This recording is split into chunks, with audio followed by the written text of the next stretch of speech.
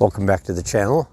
Today we're starting a few deliberate practice lessons to follow up on our movement map overview lessons regarding the kinetic whip. Just as a reminder, this is a correlation between throwing and swinging that we've been covering in the movement maps.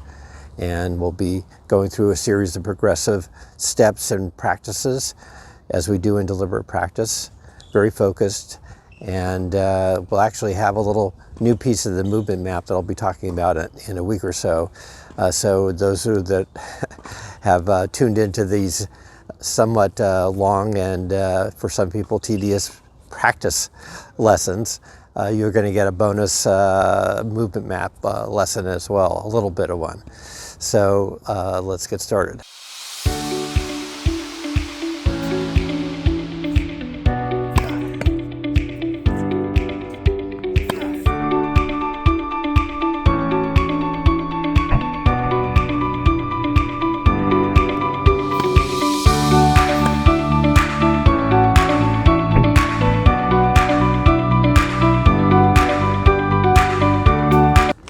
Now I've labeled this deliberate practice lesson a basic to advanced kind of lesson because as it turns out, there's certain things that we have to talk about as we move along, and they are complex at certain points. And rather than breaking up into separate videos of basic and intermediate and advanced, this one is basic to advanced, and it will get a little challenging as we go along. Just to highlight and recap the theory of deliberate practice and introduce somebody that's new to you. His name is Professor Ericsson of Florida State, who started this field of study about 30 years ago. And he just recently passed, by the way. But he started studying people in all domains of how they acquire expert skill level, chess, music, sports, all over the place, and found the common way in which they made the fastest way to improvement and to an expert level. And he coined the term deliberate practice. And basically there's all these books, which my favorites are listed in the notes, and I'm encouraging everyone to read. And this is what I tried to follow for over 5 years' time, developing my skills and my potential. And I believe that it works, and it worked for me, and it can work basically for anyone of even average abilities. They can improve their skills far beyond what they really think they can. And it's a step-by-step, highly focused way of practicing, and it's a little bit out of the comfort zone, which most people understand practice as just hitting with their friends from the baseline randomly. And that's fun, but it's really not going to help you that much because you're just reinforcing the same skills and feels that you've always had. If we want to try to improve it, we have to feel something new. We have to understand new principles. And so it requires a lot of attention and a lot of focus and a step-by-step progression, and that's what we're engaged in. So one larger idea to consider in this deliberate practice evaluation that you're hopefully giving me is that the theory extends to all ranges of skills in all areas. And so I would say to you that this is a lot bigger than tennis, and that we always want our children and grandchildren and spouse, and we always counsel them, say, be as great as you can be, be all that you can be. But giving them a methodology to be as great as they could be, that's different. And kids and spouses listen with a selective hearing, right? As they hear the preaching, but they're looking for an example in their own life. That's what I said about heroes, and how I talked previously about my father and my brother being my heroes and me trying to emulate them. Well, people are trying to emulate you, and so if they see that you're engaged in deliberate practice to become the best you can be, whether it's tennis or music or whatever, well, that makes quite the difference. And so I ask you to consider that as you look at these lessons. So we're in the first basic phase of the swinging and throwing deliberate practice session, and I want to talk about a few things to get yourself warmed up. Before I do that, reminder to try to get a tripod and a cell phone holder so that you can have a portable deliberate practice training session wherever you go, including here out on court. You can watch my videos or anyone else's, and at least I put pauses in between the exercises, and I'll signal you when I'm pausing so you can do the exercise and then just come back. So you don't have to try to remember these from 2 days ago when you saw this. You can bring this out to the court and just do it one by one. There's the other thing I want to talk about is, since we're talking about throwing and swinging, is getting properly warmed up in the shoulder complex particularly.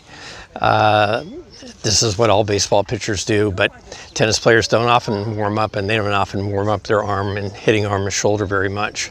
So I'll just give you a few things that I use. This is a rubber band, rubber thick band, very stiff. You can do all kinds of warm-ups on your wrists, your forearms, your elbows, even your shoulder joint. And I won't give you the specifics because it'll be obvious once you get it, and I'll put a link in the notes so you can grab one of these from Amazon. They're about $8. The other thing that I use on a regular basis, there's these stretchy bands, and I'll demonstrate how I use these in a second. So every time I go out to play and swing, you practice or whatever, I'll do these 3 exercises. The first is putting the band to the side, stepping on it, and just doing these extensions out, trying to keep your body stable.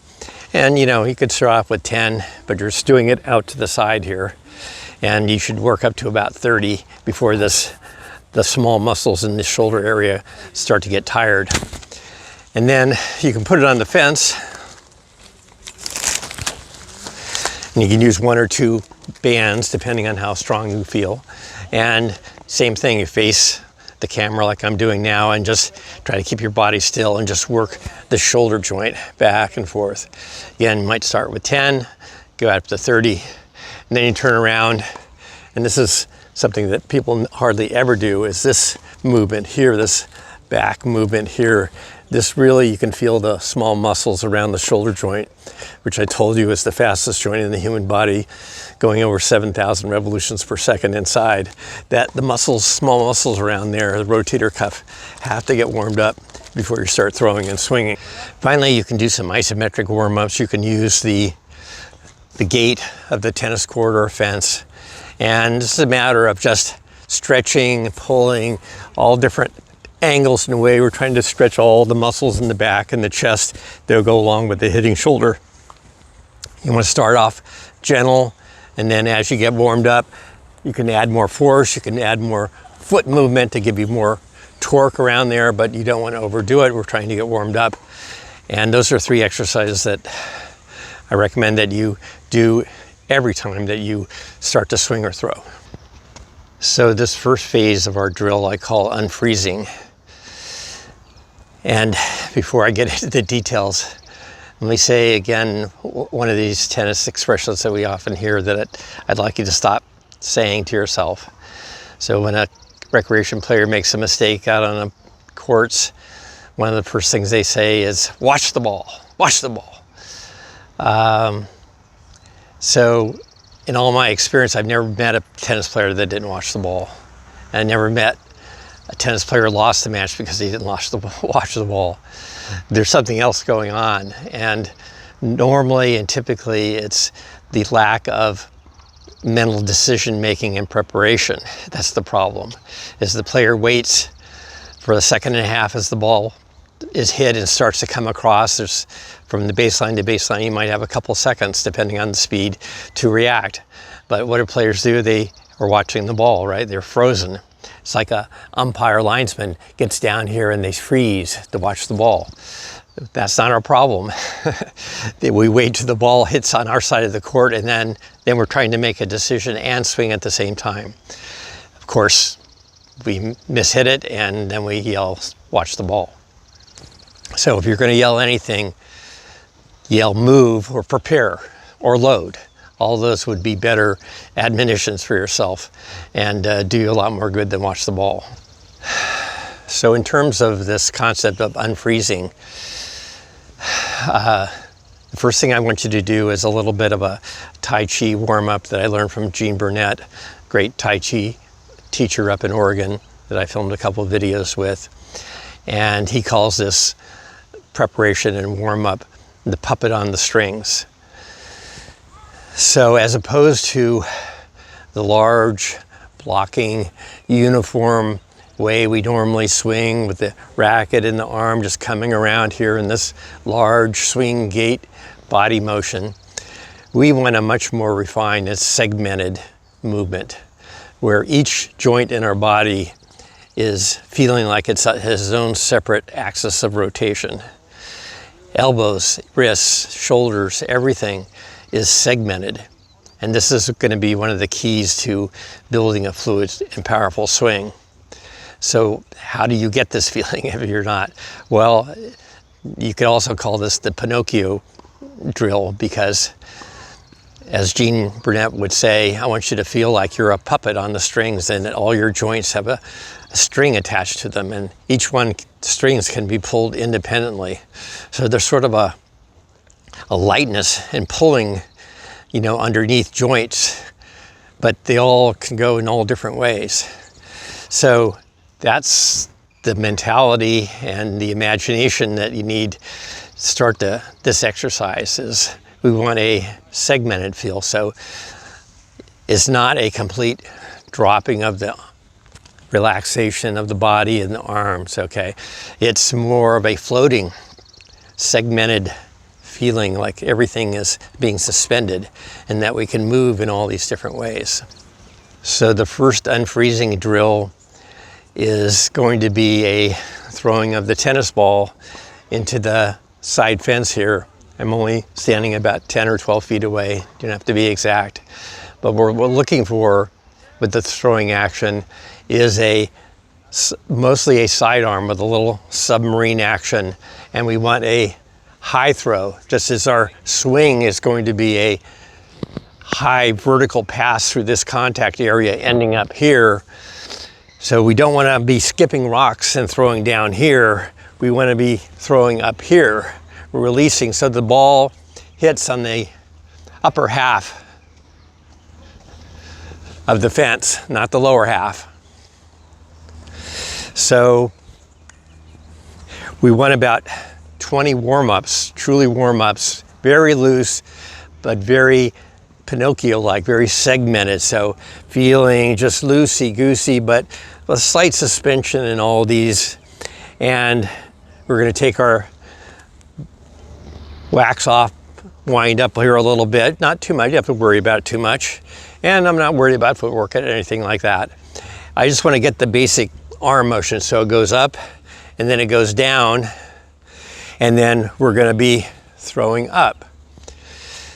So again, this is more of a sidearm upward throw, not necessarily a submarine. If you're a pitcher, baseball person, submarine, the shoulder goes way down here and then really comes up. We're not that extreme in tennis. Sidearm to submarine is good enough. Of course, we're not throwing overhand at this point, that's a serve. So it might just look like this. Again, we're warming up, we're gonna throw 20 just to get our arm warmed up and the feeling of looseness and segmentation. So see, that barely got over the top half of the net. Next time, next throw, get it a little bit higher. And that's how you go through the 20, but we're just loosing and flinging that ball into the net.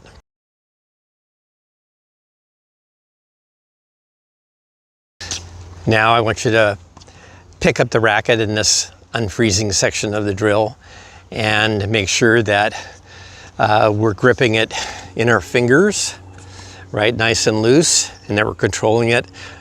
And I would like you to try to put your hand, grip it in a semi-Western grip, which is putting the pad of this index finger on the fourth bevel here.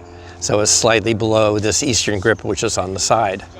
So, but it's very light in here and, you know, lots of looseness to it. You can feel like, again, this is going to be one of the bases for creating this new whip kinetic swing. So now we're gonna not hit balls at this point, because this is a progressive series of skills that we're building from the ground up. Pardon the expression. And so we have a take back, right, of whatever kind we have. And then we have a fall in and collapse to the slot. We'll get into the details of that more. I'm not worried about too much here. And then as we come into the turn, we're going to be throwing the racket through in this high throwing action, just like we did with the ball.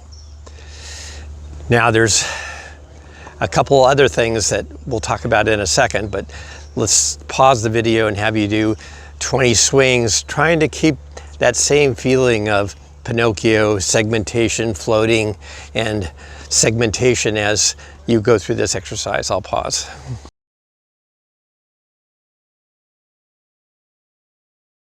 So now the intermediate level of the skill, we've gone through the basics, we've got warmed up, we got the basic orientation of how we're moving, but now we'll add a little bit more complexity and refinement to it. So in the take back, I want you to exaggerate the lifting of the arms in this racket much more than you're used to. You'll feel like you're out of control a little bit, that's okay. And we're gonna let it drop back here a little bit further than you would normally. So we're giving a bigger wind up, if you will. And then I do want you to try to get this racket into the slot. So if we had a ball in our hands, we'd be taking it back here, and then if we wanted to throw it underhand, we'd be rotating our forearm back and cocking our wrist, right? And then we'd be throwing it like this. We sort of skipped that step for now because it's pretty basic, but very important. Again, it's one of the things that differentiate man as one of the greatest thrower in the animal kingdom, is this ability to wind our shoulder and arm back into this stored energy position, the slot. So from the handbrake out back here, instead of moving forward with the racket into contact like we normally would, you don't drop it and then go into contact, we have to go through this extra phase of winding. So the racket tip is pointed back to the side back fence, not to the back fence, side back fence.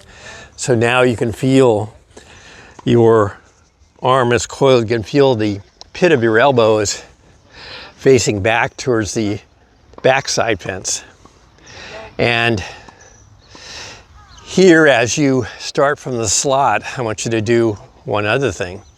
I want you to, instead of starting to turn into the ball to the target like so many recommend, which is basically a pronating action of the forearm, I want you to turn here and keep this laid back so that your forearm is going backwards like this. In supination, they call it. So we're laying this back, the racket's still back. We're keeping the lag as much as we can before we get to this turn. So once we get to the turn of the swing, so we're going to come out here, and then we're going to release the tension that we have in our arm and our body. And as we come into contact, this forearm is going to start to rotate up like this. That's the windshield wiper action. But it starts first in this transition move with dropping the racket head way, see how far below my hand is? So from this point to contact, there's so much vertical lift and drive of the racket. What happens, and what I said explaining about Coco Gauff, is that she starts, swinging too aggressively from the top. So if you do that, and just didn't hear, my arm starts to pronate. Now all of a sudden this racket head is way out here too soon.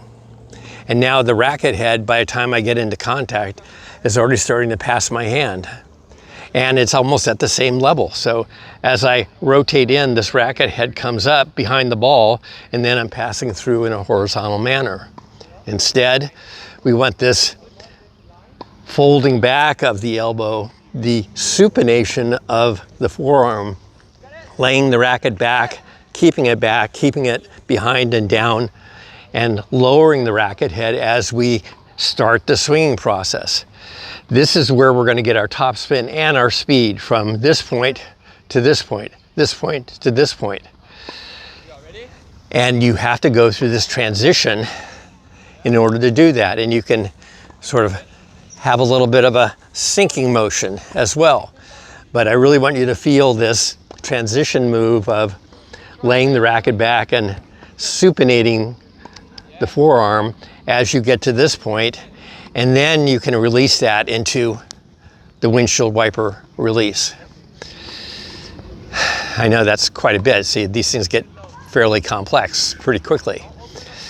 So I'll pause the video, and again, we're not hitting any balls yet. We're just going through these sort of big loopy motions, trying to feel a couple things, you know, trying to feel the slot wind back and trying to feel this transition move where the racket is laid back, forearm supinates, and then releasing it in a high throwing action. I'll pause the video. So I promised you a little bit of a new movement map idea, something that really hasn't been covered as far as I could see.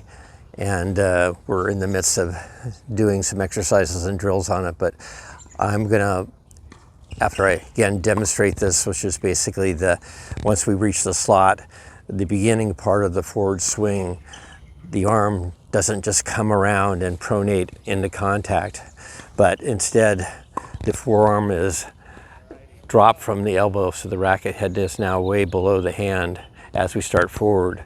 And the forearm is supinating, which basically means rotating this way, back. So the racket is laid back and stays behind the player's hand as they move to the turn of the stroke. What we don't want is to see the racket head start to come up with an early pronation and then start to lever over into contact. This is not the way we want to learn how to stroke. So I'm just going to play one Djokovic and one Federer example of this, and I'll have them loop 3 times so you can get a good look at it, but we'll cover this in more detail in the next movement map lesson on the release. But this is just to highlight why this is an important element of the stroke that hasn't been covered very much, if at all.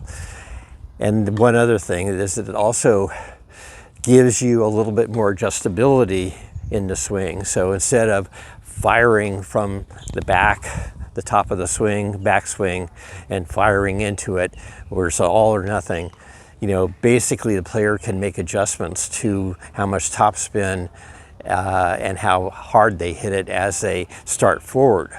So if they really want a lot of topspin, they'll drop the head further before they reach the turn. If they're hitting it more flat, this will be not dropped as much. That's the basic idea, but adjustability is a huge factor and can eliminate a lot of errors and give you a lot of opportunities once you learn how to do this.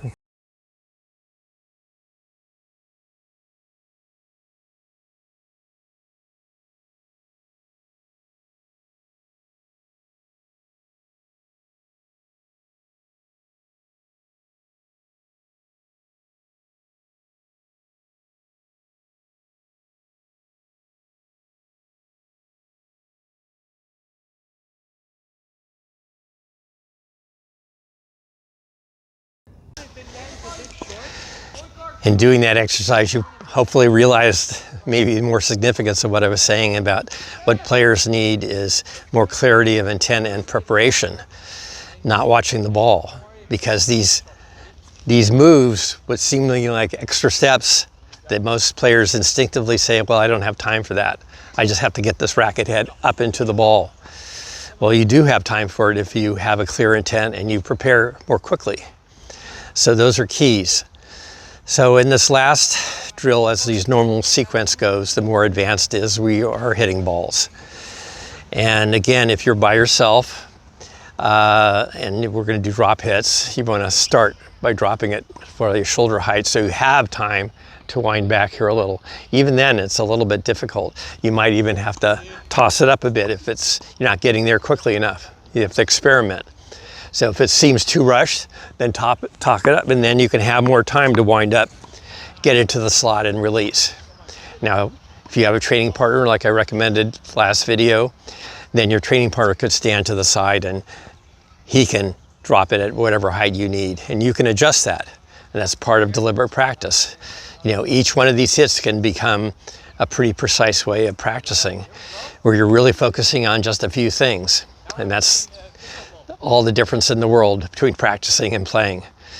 So in this 20 hits that I want you to do at medium speed, I don't want you to do high speed because I just want you to feel the motion, feel the feels that we're trying to feel, not we're worried about results. So we're gonna maybe start back from here and drop, and we're gonna try to fold back into the slot. Feel this transition move. And again, you'll wanna have an instinct to hurry this along too much. And so again, you might have to toss the ball a little bit higher so that we can wind back, keep this back, and then turn and release in this high throwing action. Again, you have your grip in your fingers, semi-Western grip, hopefully. So now you're moving this racket somewhat like I'm doing it. And yes, you know, I could add in, I'd like you to feel a pulling action with this, but we're not gonna worry about it too much. So we're not in this mode. We're in this mode, pulling the racket handle around this circle. And so it might look like this on a drop hit. And that didn't get up very high, so the next one I would adjust my swing, and perhaps the drop of my racket head here wasn't deep enough. So I'm gonna work next time in doing this more of a drop so I get more vertical rise through this. See, that was automatically better. And those are the kind of things, once you learn this stroke, and if you're making mistakes when you're playing, you say, what's going wrong with my forehand? Well, more than likely, it's you're trying to swing too soon in the stroke, that you haven't gone through this transition move, and then you haven't lowered the head of the racket as you move forward. It doesn't really do us much good to have the racket start in this low position like a lot of people recommend. I mean, you can lob a ball high by going low to high, but you're not creating any real topspin, not in any modern sense. In order to get the modern topspin, we have to get it in this area. And we can only do that if we lower the racket head as we start to turn into the swing. And then we have a windshield wiper release. That's going to give us 2,000 or 3,000 RPMs that Rafa, Nadal, or Jack Sock have on their forehand. Well, we're going to work towards that anyway. So I'll pause the video, and I want you to do 20, not fast, very carefully thinking about each one. What adjustments do I need to make? What did I miss? Did I get all the different phases that Kim's talking about? And did I get it up on the fence enough? And just work on releasing that through contact. Don't think about hitting the ball, which brings us back to levering the ball. Think about just letting this swing freely through contact. I'll pause the video.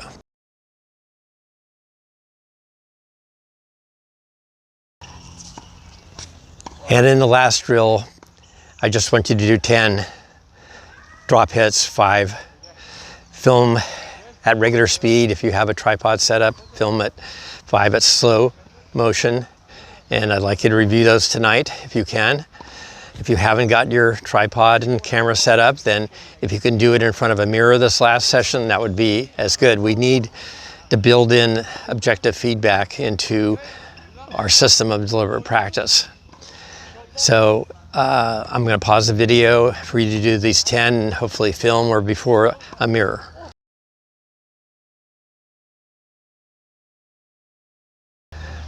That's the deliberate practice lesson for today. I'd encourage you to maybe do these different exercises a few days this week, maybe before the next one comes out. Some throwing, some swinging, some drop hits. Think about all those feels that we're trying to build into our swing, and keep practicing.